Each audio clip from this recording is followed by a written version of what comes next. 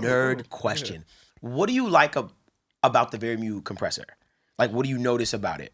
Dude, I was ready to sell it. I couldn't get it to sound anything that I liked.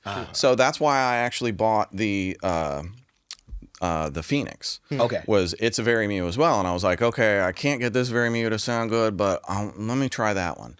And I tried that, and it was too grabby on the mix bus for my tastes. So I was like, all right, before I sell the Manly, I'm going to just spend an afternoon with it and play. And I was just twisting knobs and listening. And all of a sudden, I hit this setting, and I was like, what the fuck is happening right now? and I looked at the knobs, and I was like, what the fuck is happening? So my basic setting is input usually all the way up. And I have the slowest attack time, slowest release time. Okay. And the sidechain filter is in. Okay. And I never change my parameters. I only push into it until I get the level of reduction that I'm looking for, which is usually 6 to 10 dB on the needle. Okay. And when you're at slowest release, that needle sits there. There's not much play in it at all. And then you hit stop, and it takes a good 4 or 5 seconds to get back. I still to this day don't truly understand why that sounds so fucking good on my mixes. But it's like when people talk about glue. That's what I was going to ask you.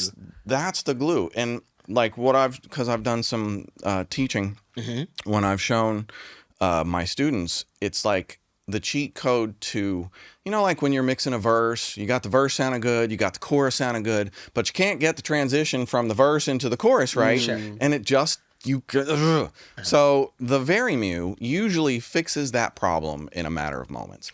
It has this crazy way of just kind of flattening out your dynamic range without sounding like your dynamic range is gone. Interesting. And it's not my finisher, it's my starter. So it's usually, I start my mix bus with like HG2 black box typically. And then Vari-Mu. Gotcha. And then... Pultec Pro Legacy from UAD, which is the most musical EQ I've ever heard. And at least in the plugin world. Gotcha. I'm not an insane person. But and then what else is on my mix bus? Then it's a random whatever. It could be like Master Desk. I usually finish with Pro L2 or Gold Clip.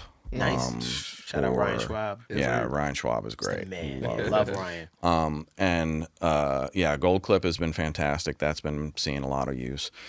And let's see, that's about it. That's your chain.